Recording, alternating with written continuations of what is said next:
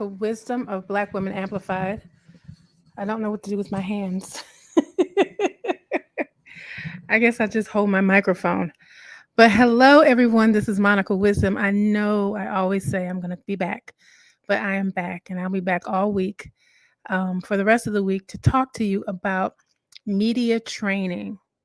And what brought this topic up is there is an interview out with Aisha Curry. She was on the Call Her Daddy podcast, and her interview went a flurry. The same thing happened to her in 2019 when she was on the Red Table Talk podcast or Facebook show or whatever it was with Jada Pinkett Smith and her daughter and her mom, Willow.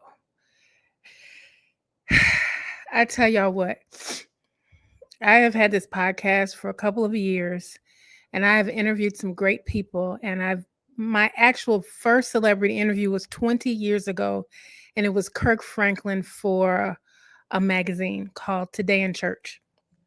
And I interviewed celebrities about their spiritual practices.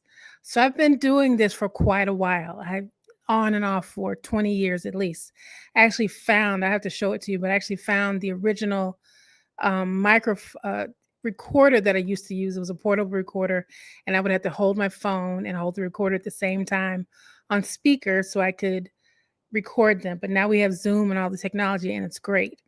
But the point of this is that we have more access now than before. Before, celebrities, they were with journalists, trained journalists, and they would have conversations with them.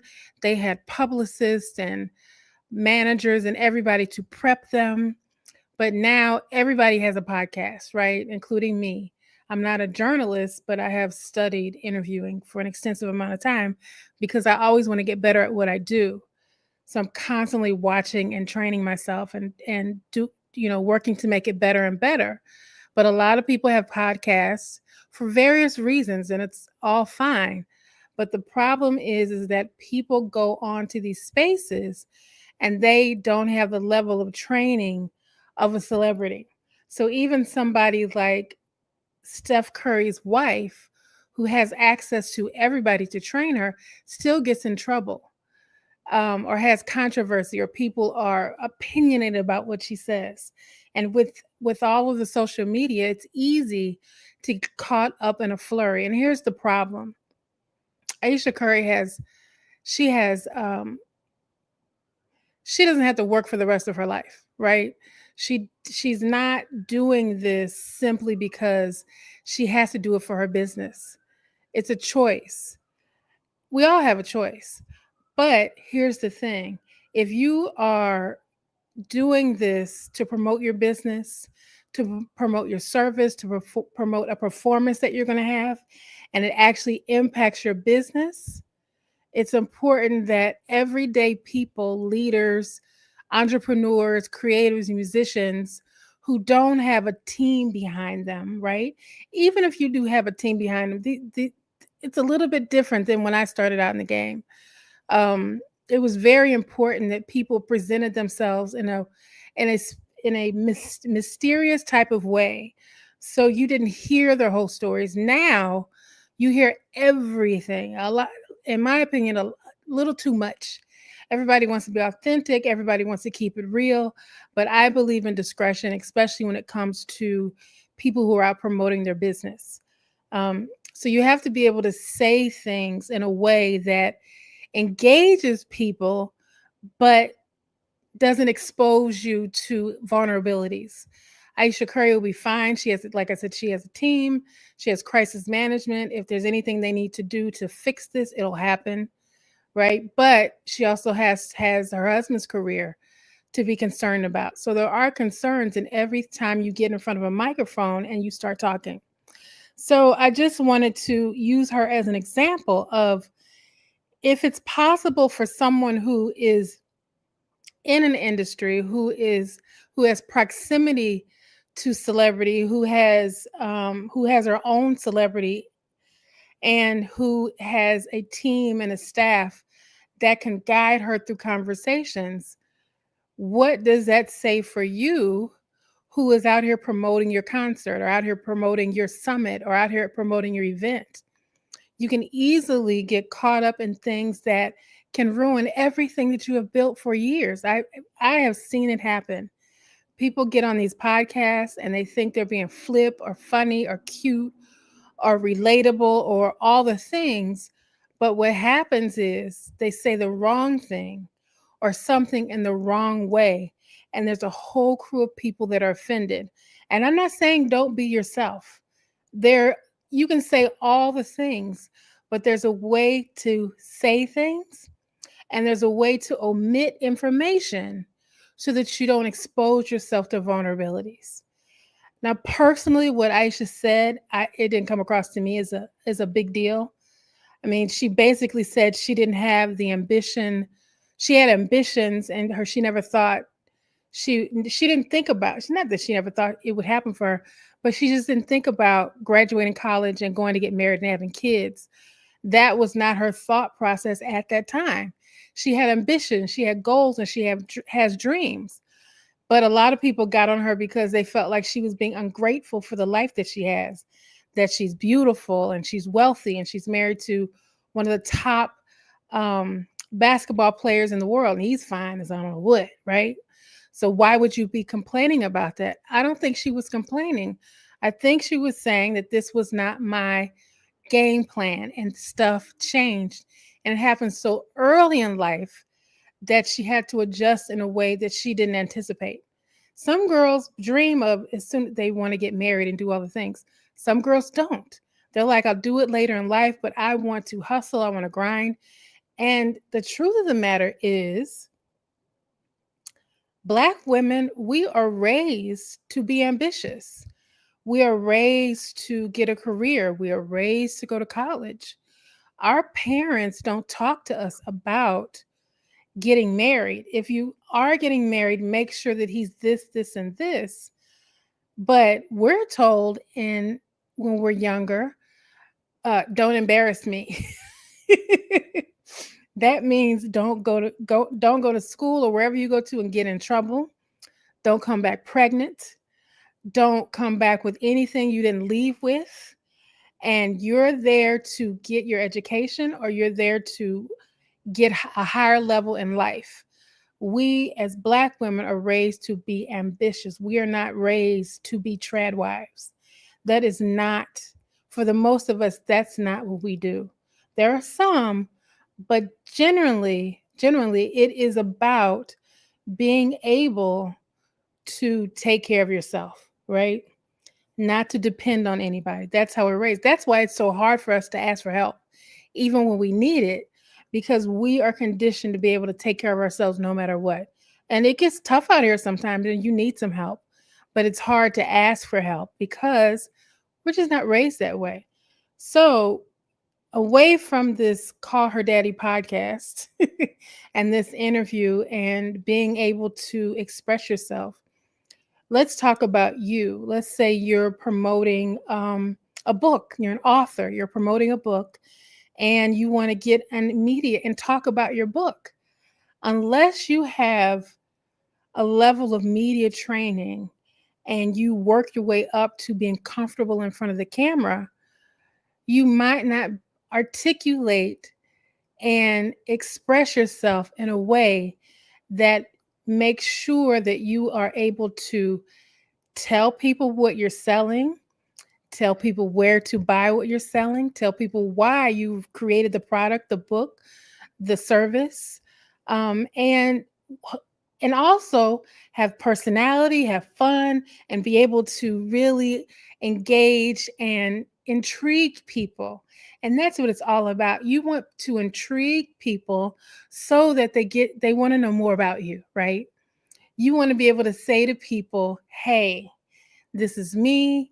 This is what I do. This is why I love what I do. This is what I'm passionate about. But to say it in a way that's concise, that's precise, and that honors everything that you're doing so that you ensure that they're clear about who you are, what you offer, and why it's important to them. Most importantly, why it's important to them. And that's why I say media training is a must for any leader, any author, any creative, any musician, any entrepreneur, any executive who's out in these streets talking about their products or services. Yes, you are accomplished. Yes, you have the degrees. Yes, you have the experience. But there's a way to say what you want to say so that's remarkable and people remember who you are, not just what they say. So I want to say to you all to seek out media training. If you can't, if you don't have a publicist who offers that service, find somebody. I offer the service of media training. And so, and I also am putting together a class about media training because I tell you, I've done probably over 60 interviews with people, and not everybody is trained. And here's the problem. If you're not talking to somebody who is versed on an interview, which is an exchange, as opposed to asking you questions, and trying to find a got you moment and trying to find a moment that goes viral, there people don't care about guiding you out of a situation, because it is possible in an interview to guide you in and out of a situation. There was another situation with Kamala Harris when she was on The View running for president, and Sunny Hassan asked her a question. Now, Kamala Harris, highly trained in media. She has been in public service for most of her life. And this is a woman who got a question and did not answer it in the best way possible. She talks about in her new book, 107 Days, which talks about her run as president of the United States after Joe Biden dropped out of the running. And she talks about, and they even talked about it. She was on The View last week, and they talked about how that question, her opponents just picked up and ran with it. Like they just pounded and, to say that she's not going to be any different than Joe Biden. She's not going to be any different than what you've been doing with. And don't you want something different? I don't know, but I'm just talking about the situation. But my point is that it's important to get media training before there's a crisis and you have to deal with a crisis, because one sentence can wipe out all of your experiences that you've had for the last 20 years, all the good that you have done if you say the wrong thing. And I'm not saying this for you to be scared and not be authentic and be measured, but I'm saying this so that you can be measured and prepared when you get there. You have to practice. It's one thing you have to practice. You have to be vulnerable and open, but only so much. It's not an interview is not an expose. You don't have to tell all the things. You have to tell key points. You have to have your messaging, and you want to have your talking points. What is a talking point? A talking point is a concise sentence for an answer to a question. For instance, if somebody says, "What is the name of your book and why did you write it?" What's a book in front of me? Oh, here's my journal. Let's talk about my journal. Audacious AF Journal, which is a I can't get my words together. This is so spontaneous, but it's about it's a self-discovery journal. I have several journals. I'm like, which one is this? This is the Dream Bigger Blueprint Journal. And so somebody said, so tell me about your journal. This is running too much. What I just did was not being prepared, right? But being prepared says, oh, tell us about your journal. I call it Audacious AF because I want people to be audacious in their ideas, audacious in their dreams, and audacious in their life. I want people to dream bigger. But before we dream bigger, people have to know who they are, know why they make the choices that they make, and also discover what they need to let go of and what they need to forgive so they can make a clear space for new ideas, dreams, and what is going to come next. So my journal Audacious AF allows people to discover who they are, get rid of the things that they no longer need, release, forgive, and make a bigger, better blueprint for their life. So that's just off the cuff. That's not even me preparing, but that's just off the cuff. But you saw what I was before when I wasn't prepared. I was mumbling over my words. I didn't know what to say. I couldn't think of the name of the stuff because I wasn't ready. But then give me a couple of seconds, I tag back into my talking points, and then I'm ready to tell you all about my journal, right? And then I'm able to go through and tell you that there are guided questions within the journal, right? You can't see it. And that there is a coloring book within the journal with affirmations. So these are the things that you share, but you prepare in advance in a way to share them. And those are your talking points. So you need to have you need to have 2 or 3 great talking points. And the other thing about talking points that is important is if a interviewer, because everybody wants that viral moment, comes at you crazy, right? Comes at you crazy. Like I didn't watch the whole thing. I saw a clip where Sherri Shepherd asked Mariah Carey about her previous husband and how they raised their children together. And she simply said, next question. Right? So you're talking about her album, you're talking about all the things coming up for the future for her. And then she's Sherri, which I'm not saying that this is about Sherri. This is about people wanting that viral moment. You have to be ready because you don't have to answer questions. They can ask. You don't have to, don't be difficult, but you have to find a way to get out of it. Mariah Carey is a big enough star to where she says, I'm not answering the question. And what are they going to do? But the other part of it is if you're regular smegular like me and you, how do we get out of it? You go to your talking point. So somebody asked me the question, so how do you and your ex-husband co-parent?